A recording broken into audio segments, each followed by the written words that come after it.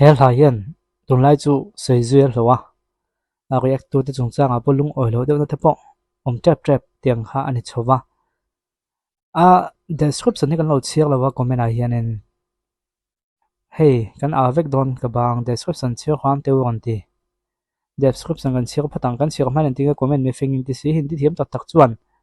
a dik le dik do na khria thiam tak tak lo thiam ni om taka tol khwatin tam em mai a thu po fia takin kalam sak na cheu azai to tenga zai thiam kan ni lo vai ang tek tekin hindi lam rik chuan a har vai kan ni lo wa chuan azai to teng in kalam no ngam lo wa mizo vai la sa mi tum zai po social to zon ham khem chuan khoi molaya social na to chu om vek tuma social bo kan om lo ko o anal in ti lo ni chuan thran cheka ka zai po musician panin na ngai tha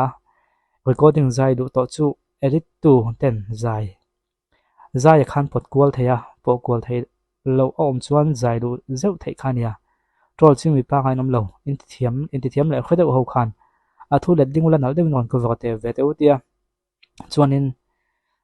a description kan chiang ka hla ka var he channel danga upload phala ni lo phot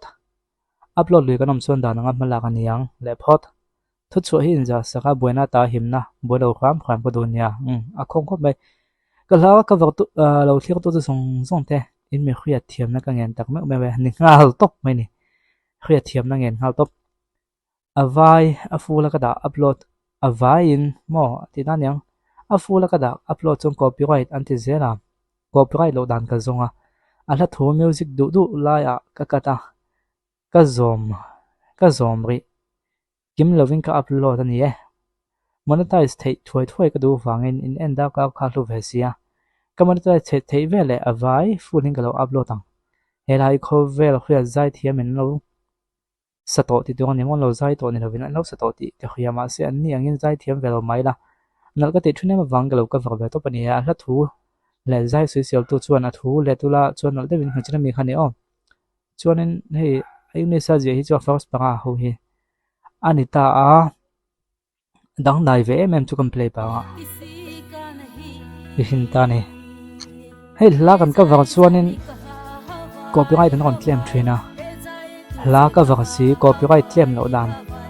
copyright claim lo tu ka ti box si kha alo ni ta ni chu hau tak ve khop mai om je chu